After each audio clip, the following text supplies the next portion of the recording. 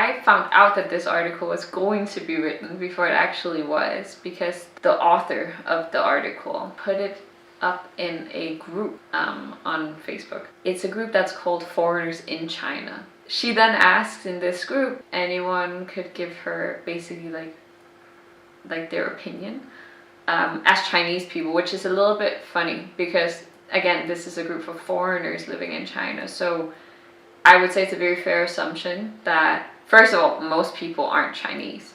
Most people are like me, a foreigner living here, or people that have traveled in China, previously lived in China, or foreign-born Chinese possibly, or Chinese who have a lot of experience abroad. So that already means that there won't be many like average Chinese people. Like the average Chinese person won't be in this group. And people in the group, I will say, pointed that out, that it sounded a bit sketchy. Also because she's already a journalist who has decided that she wanted to write a negative, in my opinion, article. I will also say I looked up her work for this newspaper, and she has never once written an article about China or Chinese territory that wasn't negative.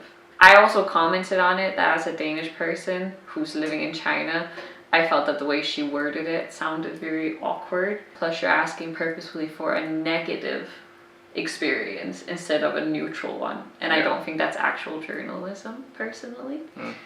I think that's you finding someone who can fit your narrative. Let's discuss what she actually wrote, because I found the article. First of all, the article says that Chinese young people fear the year of luck, and that the fearfulness has spread.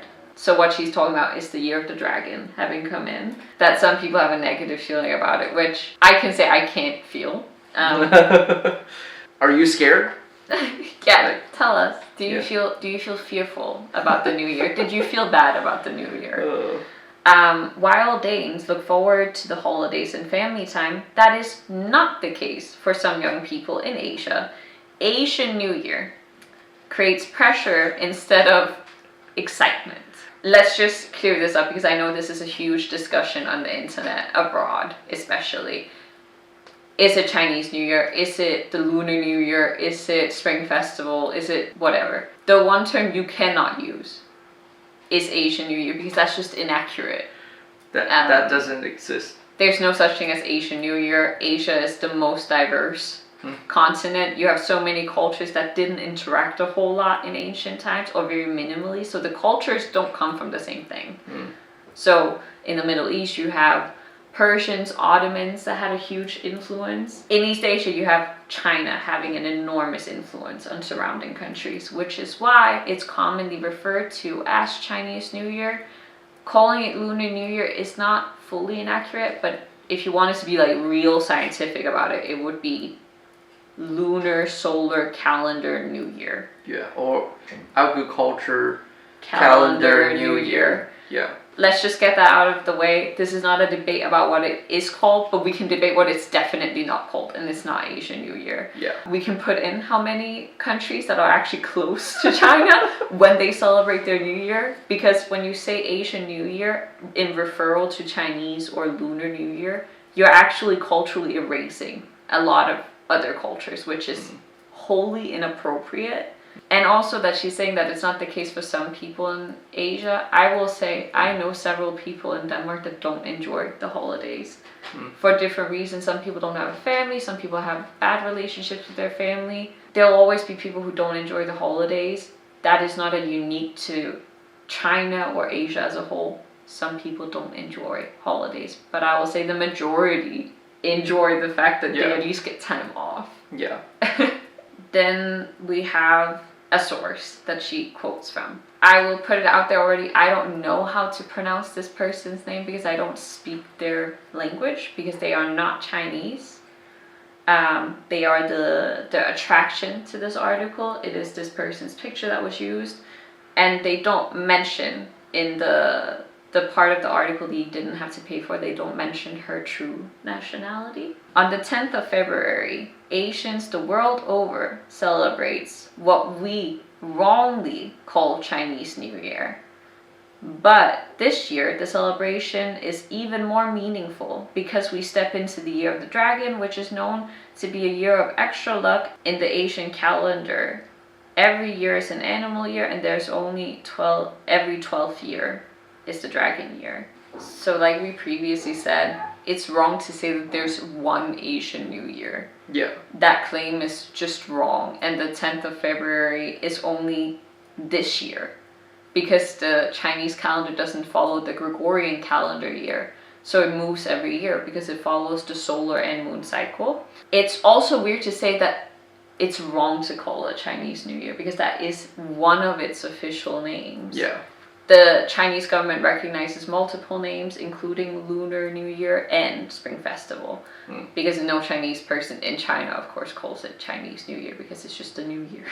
Yeah. But I don't know why it's wrong. She doesn't actually explain why it's wrong. So I don't know.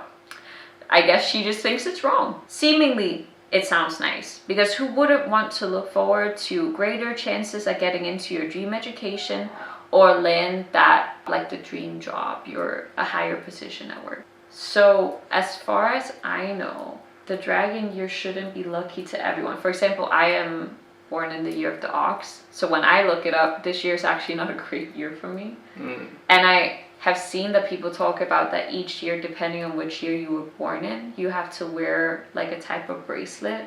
Yeah. Some people believe in that. I want to preface, most people don't believe in this. Yeah, and she makes it like everyone believes it. Yeah, again, China is a very diverse country. It's a very big country. Asia is even more diverse. So of course, most people will believe in the same thing. And this is an old belief.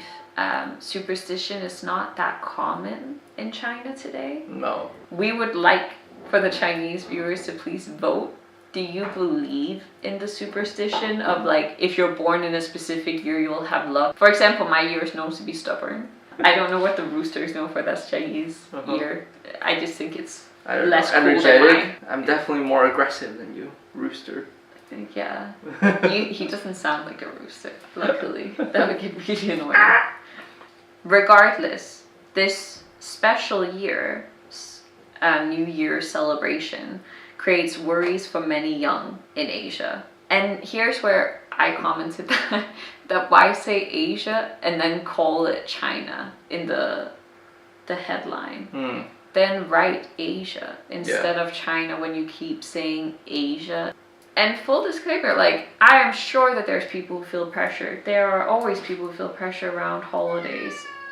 And when you're meeting up with your whole family, sometimes you have uncomfortable family dynamics, and China is no different. And I'm sure everyone has felt that once upon a time at least.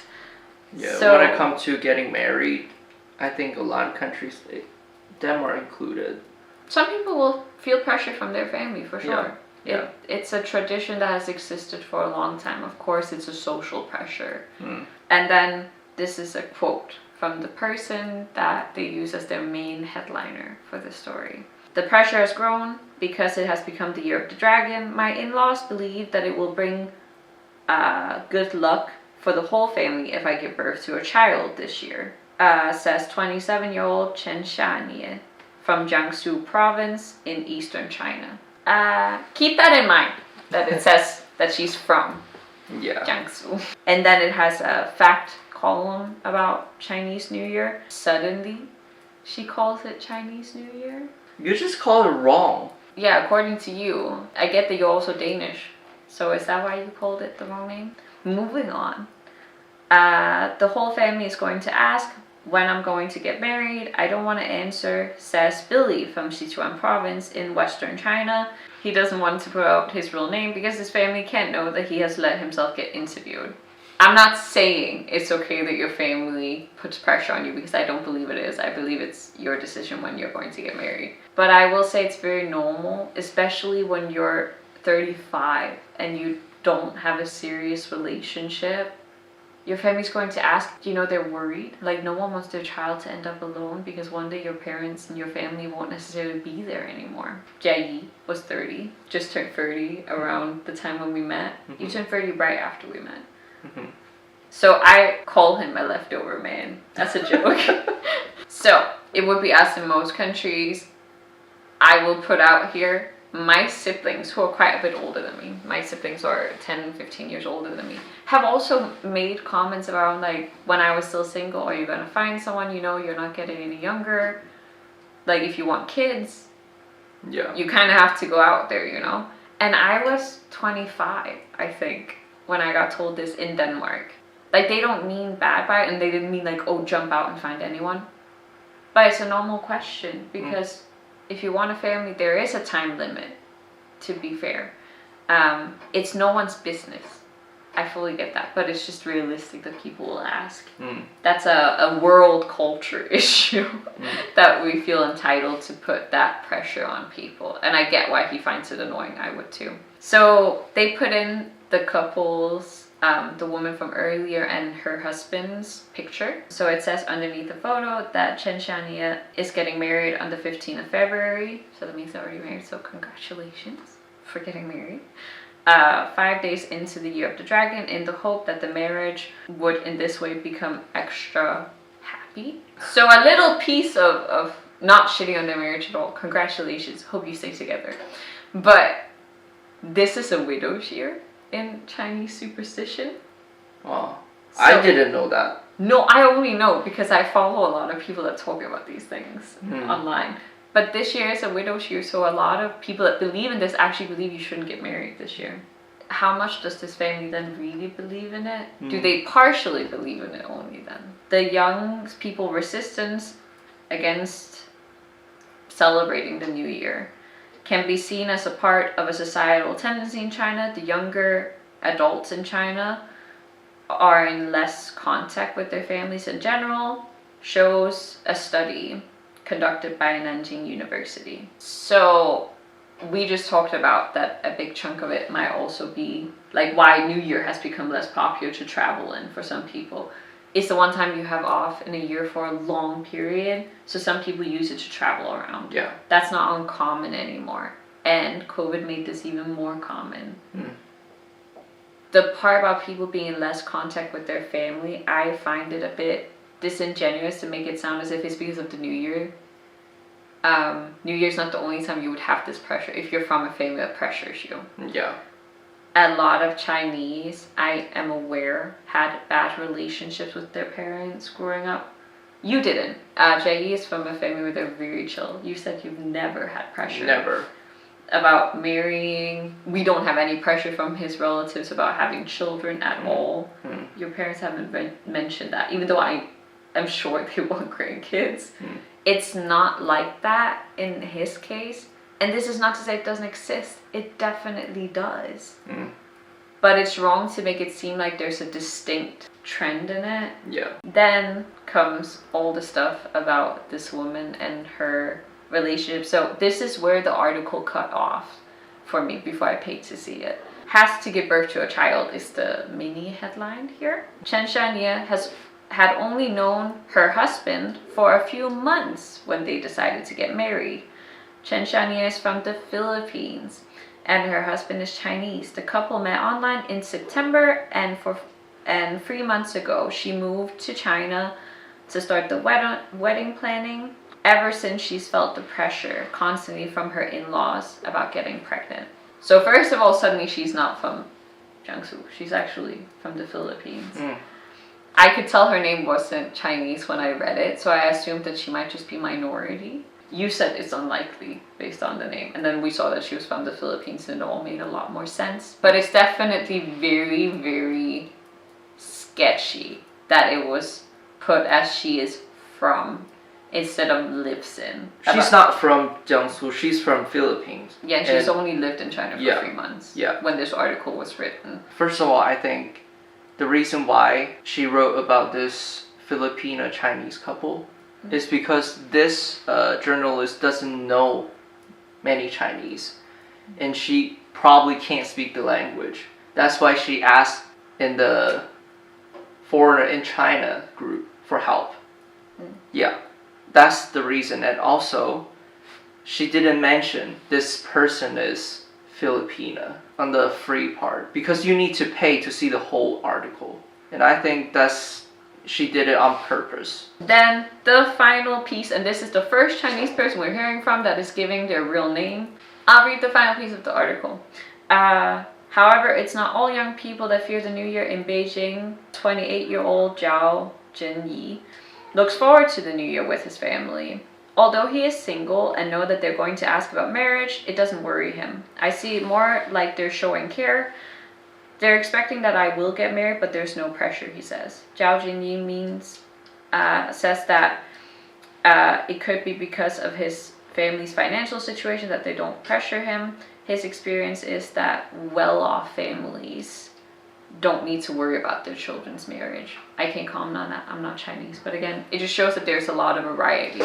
So the only person we actually hear from by name is a person who doesn't think it's a problem or doesn't himself experience problems. There's no women in this article that are from China, and I bet that women in China have a different experience. This could be caused by her not having any sources that weren't in that group of people. But I find it a little bit problematic if it's an article about Chinese people and their New Year's experience. We're going to do a quick conclusion, I think, about what we felt with this article. So first of all, she keeps the title being Chinese, centered around Chinese people, but there's only 2 people in the whole article that are actually Chinese, and only one with his real name. Then there's also the fact that they're both men, and only one of them actually has anything negative to say. So the rest of the people in the article, one is from the Philippines, the other one is from Korea. We don't know how she experiences it from her own family, if there's any pressure there. Then there's the Asian New Year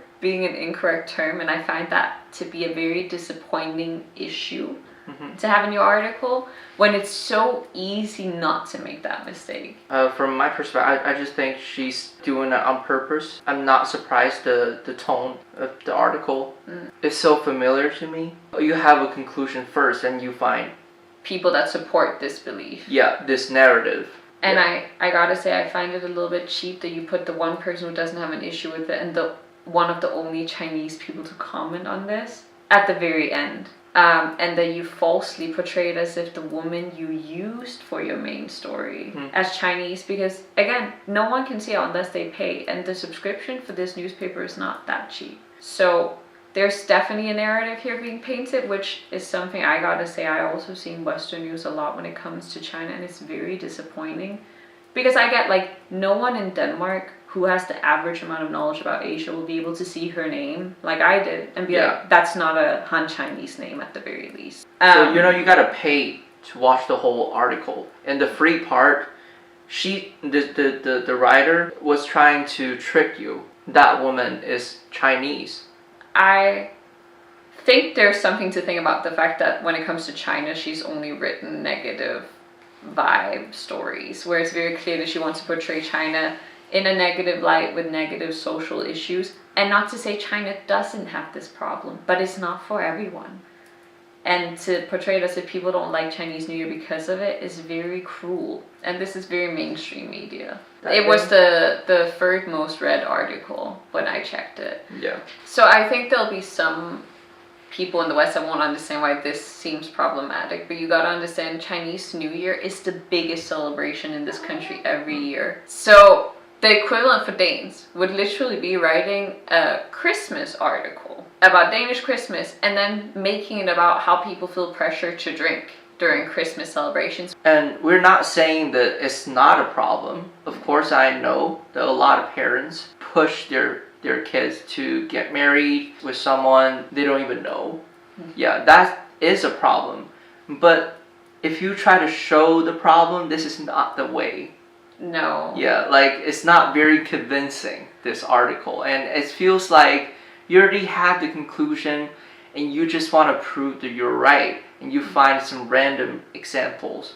And some foreign media only focus on, oh, people are unhappy. People don't want to go back home. That tone on everything. Then you can understand why Chinese people are upset. You gotta consider that a little bit, that it feels insensitive to people's like joy around their own holiday. And it seems very like Western centric normative. And also this journalist lives in South Korea. When she sees China, I don't know if she has a Korean filter it might be a byproduct of the Korean minority that insists that it should be changed to Korean New Year. Like that some Koreans believe that it should be changed to Korean New Year, then Chinese people are like, yo, it's not your calendar. Then some Koreans debate back and forth with some Chinese people. And that's kind of where this whole debate started, that Chinese people be more defensive around Chinese New Year. And I feel like she is purposefully triggering that. Yeah. And I believe that that's unnecessary. And again, that's why I feel like this article is a bit negative, because it's one of the first years that there's an official celebration in Copenhagen. In the future, we'll probably talk about that group on Facebook, Foreigners in China. There's a lot of very interesting content. Yeah, the marriage market in there. It's wild. We hope that this could shed a little bit of light on how China sometimes gets covered a bit unfairly, in our opinion, when it comes to Western media. And hopefully this can maybe also inspire you to be a little bit critical of everything you read, because no media is neutral. Documentaries are not neutral. They cannot be, because humans aren't neutral. So keep that in mind when you read things. Sometimes you need to fact check stuff, because sometimes articles are written without the best of fact checking, or they're choosing to use words to trick you a little bit. We hope that you found it still to be a little bit of a funny video. I get that this is a bit of a dry topic. We hope that you will come back for future videos. Yes. And yeah, maybe consider liking this video or subscribing if you feel like it. And we'll see you guys next time. Bye.